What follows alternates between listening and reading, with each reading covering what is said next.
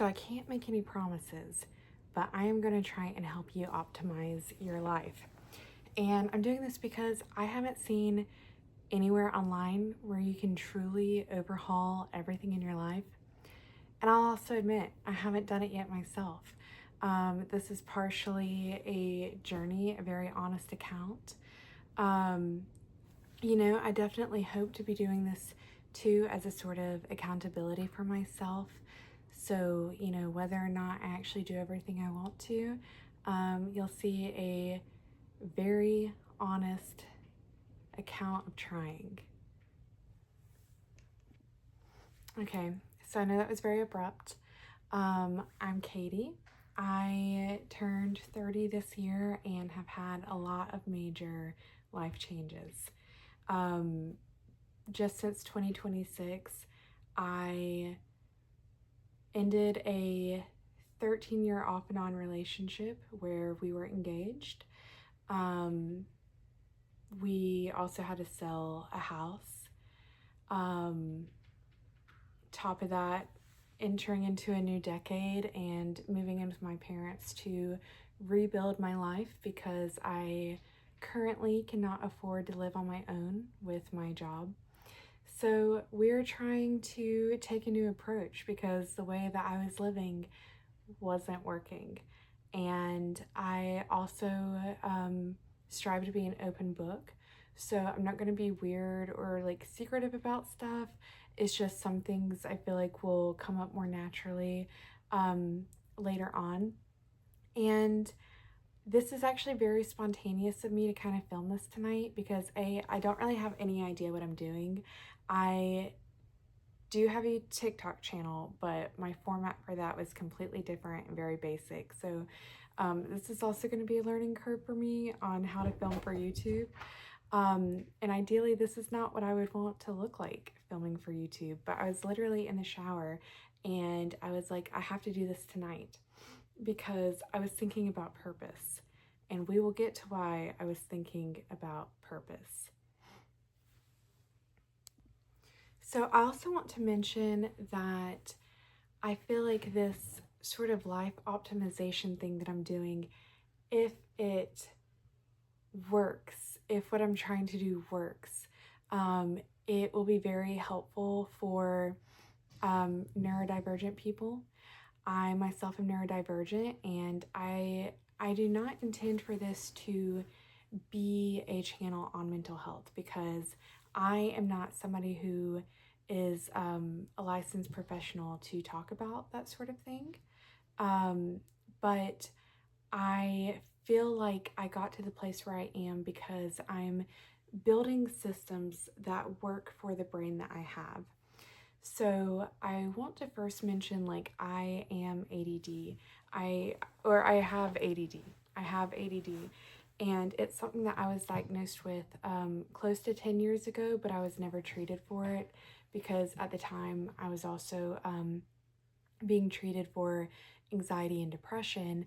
But I realize now in hindsight that a lot of my symptoms for anxiety and depression have actually been very well managed by treating ADD. And I didn't realize how much of an overlap there is, especially in what I've learned is like women, particularly with ADD, a lot of times don't present with hyperactivity.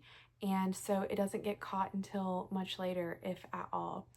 So it was actually when I started being treated for ADD for the first time earlier this year, it was a little bit depressing because I was like, wow, I feel like I could have gone through life a lot easier or made different decisions if I had been managed for this.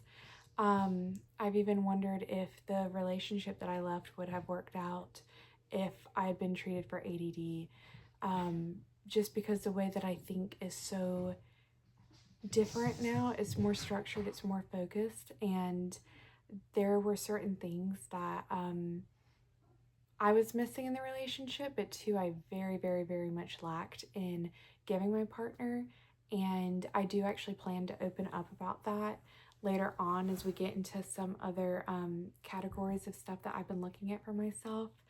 But I realized that even though I always thought of myself as like a very type B person, like very go with the flow, that's actually not the best way for me. That if I were more type A, if I actually built systems for myself and routines that I followed, that that would actually give me more peace of mind.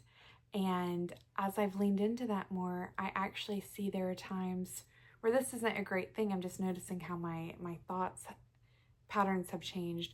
I get a little bit more anxiety about like not being able to plan things.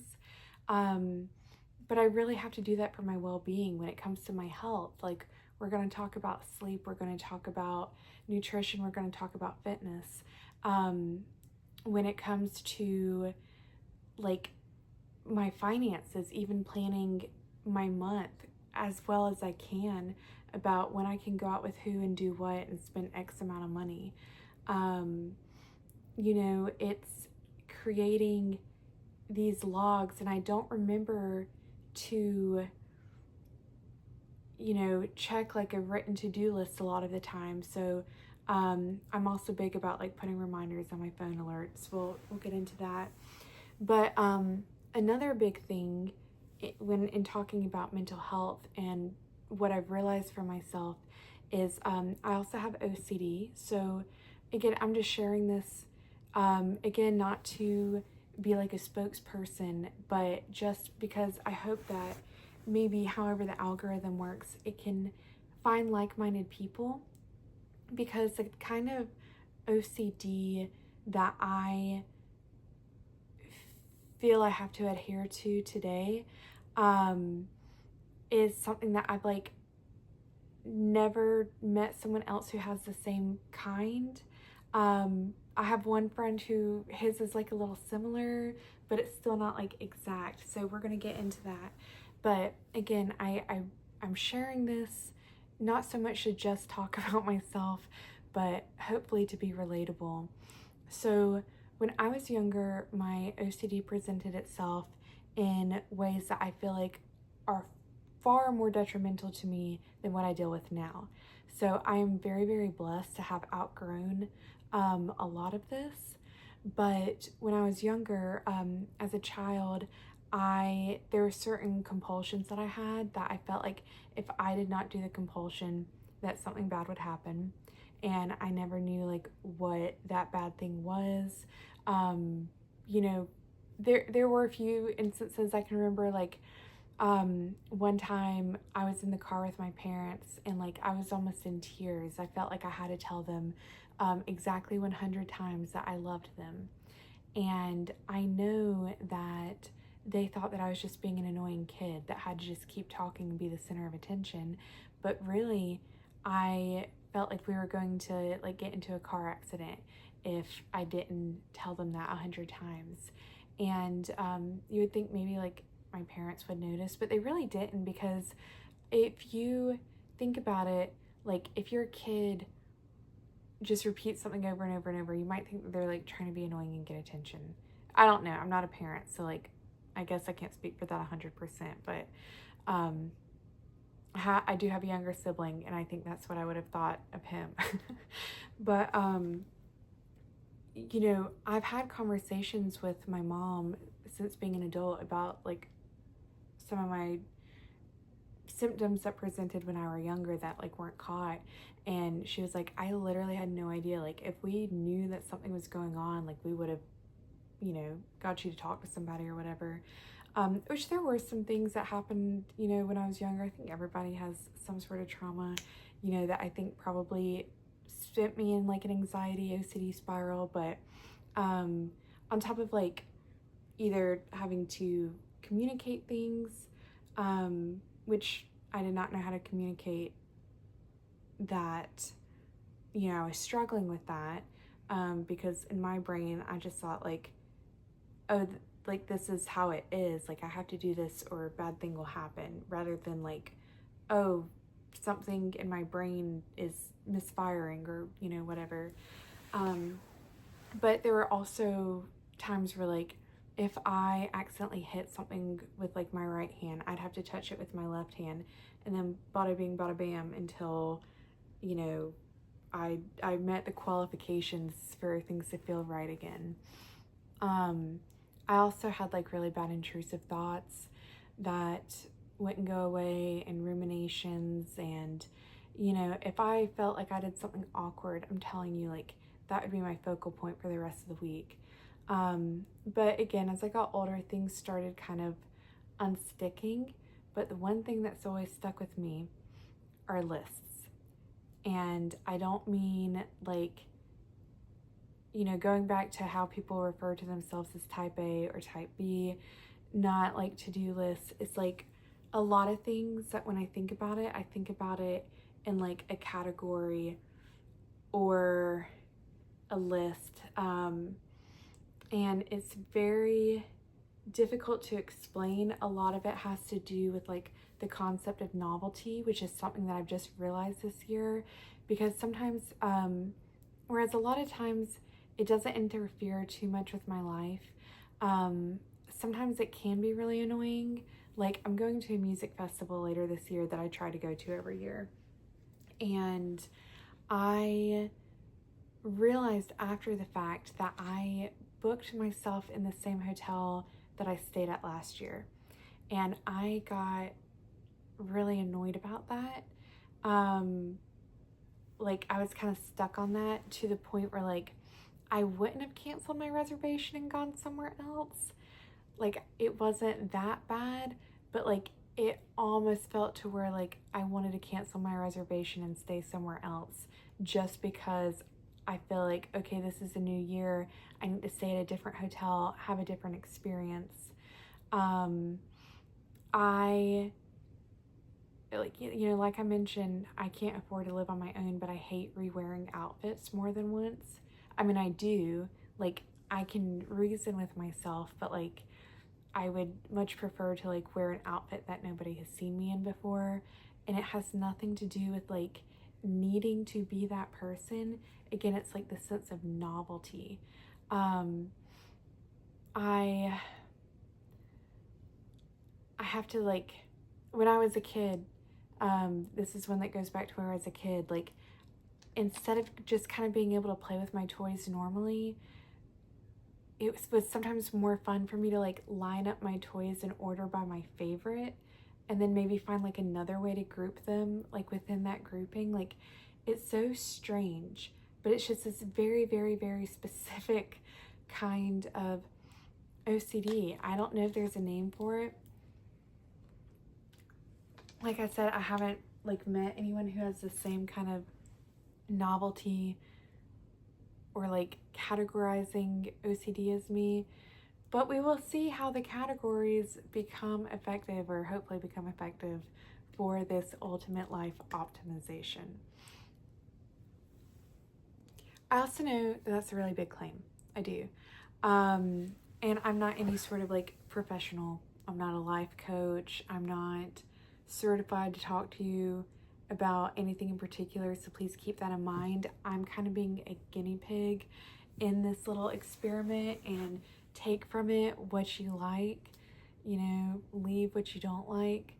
I will say I've already kind of started a little bit, so if we get somewhere where I've already kind of started, I'll clue you in. But there's one more thing I also want to talk about. So on my social media, In Angelhood was first started as my TikTok account where I provided tarot readings as a service. And I don't know if I'm done doing tarot readings forever, but I was being pushed away heavily from it, not for any sort of like religious reason, no sort of like philosophical reason. To back it up for people who don't know me from that account, and it's not like it was a huge account, but I'm very intuitive.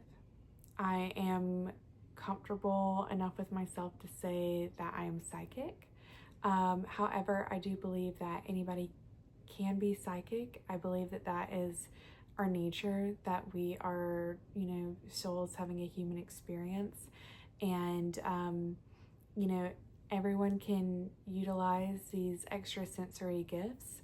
Some people have strengths more so in one area than another. And I do feel like I did help people with that during the time that I was doing that. I am also a certified Reiki practitioner. I am a certified sound healer, but it has been so long since I've practiced on anyone that I don't feel comfortable offering that, like in a pay-for-service way. I'll do it for like friends, family, myself. And same thing kind of with tarot now. I don't feel comfortable providing it as a service. It's something I still do as part of my practice and for my friends.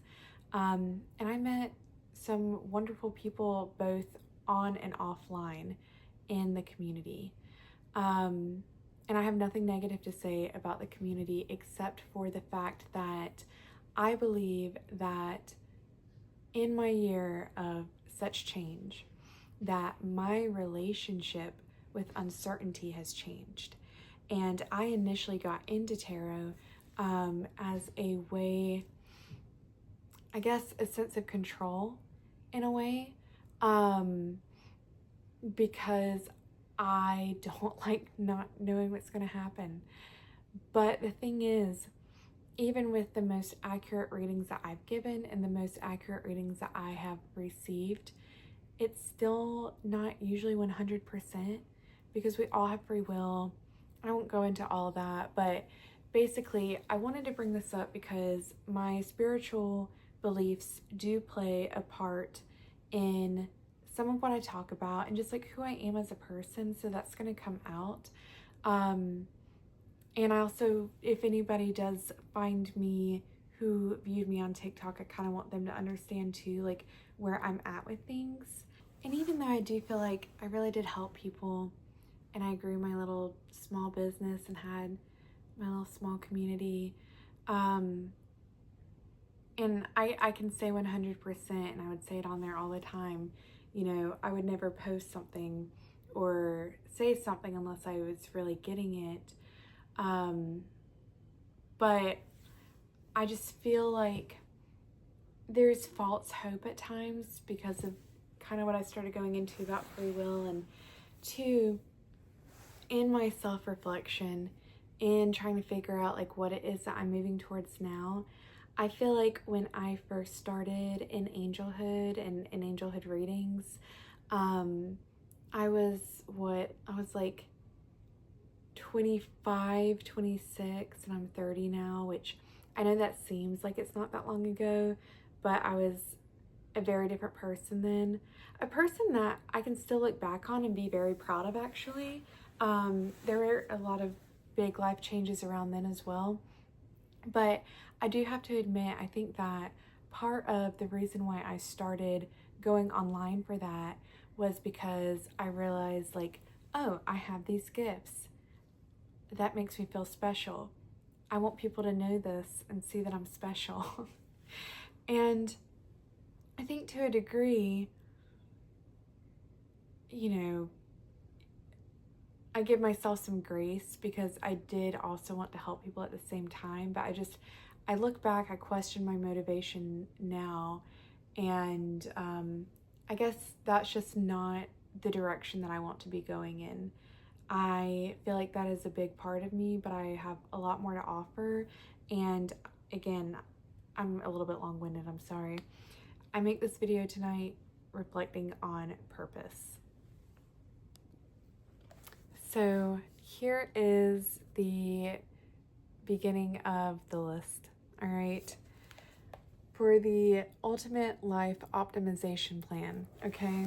So we've got categories and then we've got subcategories.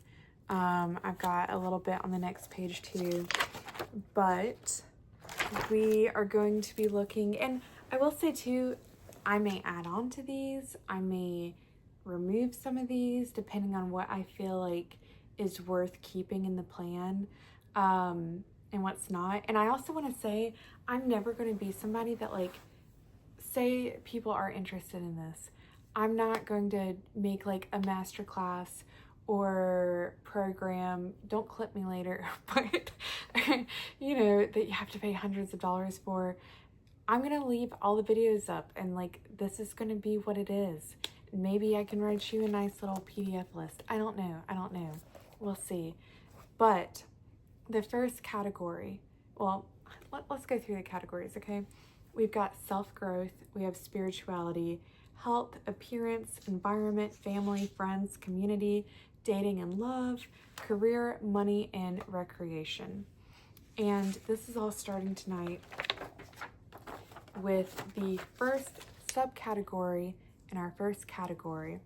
In self-growth, subcategory number 1 is purpose. And as I've been reflecting on that, as I've been like working on this, it literally popped in my head, like, what if part of your purpose is to help other people restructure their lives too? And again, my videos may not be very pretty at first, and I'm sorry. My brother is a film and editing whiz. I'm gonna see if maybe he'll throw me a bone and help me edit. But I also have a lot of events coming up too, so it might be fun to kind of like show that in motion and things that I'm doing. But let's get into purpose. When I think of purpose, I would say that's kind of like your meaning of life, right? Like your purpose-driven life. And so for some people, that may manifest in one particular goal that you want to achieve in your life, or it might be a series of accomplishments. Like if we think of like a purpose-driven life, maybe it's just being, I don't want to say just, perhaps it's consistently being engaged in your community. Perhaps it's raising a family. Perhaps it's reaching certain milestones in your career. Perhaps it's just being present and mindful. And I would say, you know, aside from like the call to make this video tonight, I would say that my purpose right now is to find purpose. And I think in this journey, it will emerge along the way. I also, like in deepening my concept of purpose, I want to do journal prompts every month. This is like one of my suggestions for purpose, because you're going to be like reflecting on all these changes that you make, and you get to the end of the month. And if you keep asking yourself each month the same questions, you'll see either where you start to grow or where things are very much solidified in certain regards to who you are, like your concept, what you stand for. Stand for something or you'll fall for anything. I don't know who originally said that, but I do know that it was used in Sucker Punch, which was a movie I really loved as a teenager.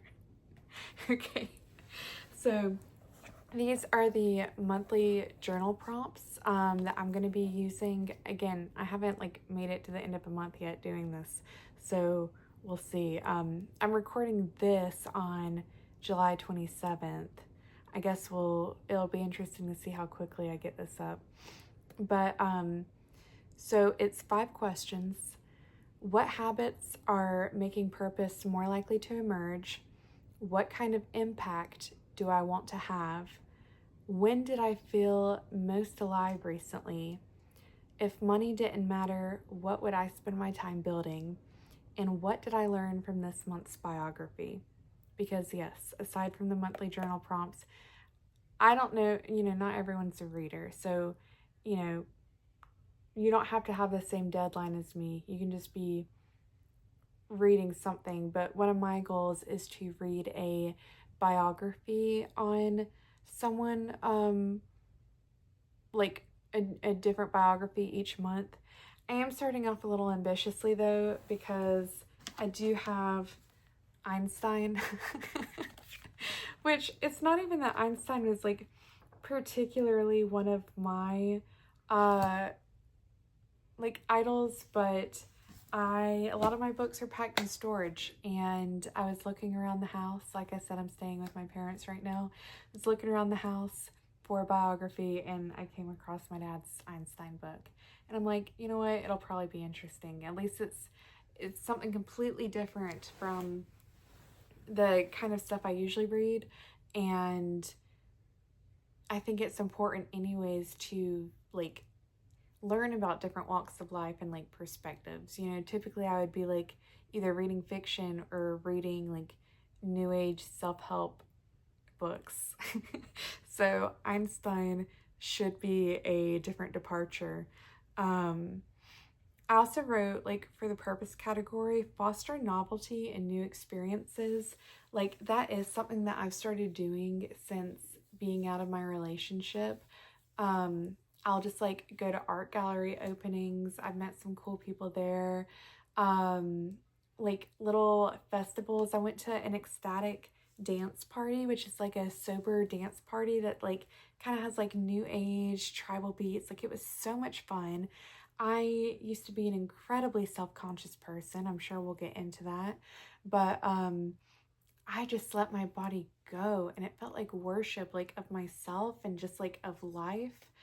Um yeah, I'm trying out like different coffee shops or like, instead of going to the same places, I picked up a work trade at a local Pilates yoga studio, and now I have a free unlimited membership to take whatever yoga, Pilates, bar, strength classes I want to take, and that rolls into my fitness and health category, which that's another thing that in the past I would have been completely insecure to take a chance on.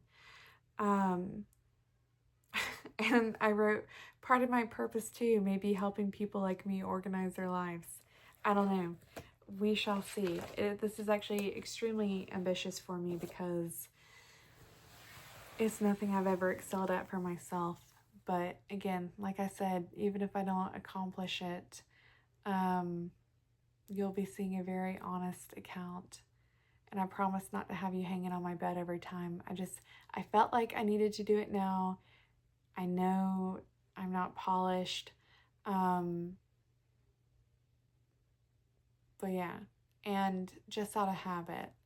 And because I think it is cute to call y'all something, y'all might be my angels. If you've seen any of my TikTok videos or if you came from there, I usually start by saying, hey angels, I hope you're well. And then I always wish you to have a great day. And I do hope that you'll come back. Let me see if there's anything else. Yeah, no, I guess this was just kind of like an intro video and explaining why it's important to seek purpose. Even if you don't know what your purpose is, I think it's important to seek it because it helps solidify yourself more. So you're not just walking through life on autopilot. You have something that is your mission to an extent. And I don't want you to feel like it has to be something grand, but I also don't want you to shrink yourself, And I think it's time that we wake ourselves up, like from this dream state we put ourselves in, It's like we skip so much of life after childhood where we had these like dreams and ambitions, and then real life happens as you get older and it seems so silly, but it's like, why not now? Like, why can't it be now? I'm sure there's exceptions, injuries may lead you to not being able to be like a professional athlete, but there's something in that lane you can still pursue, right? I know even though I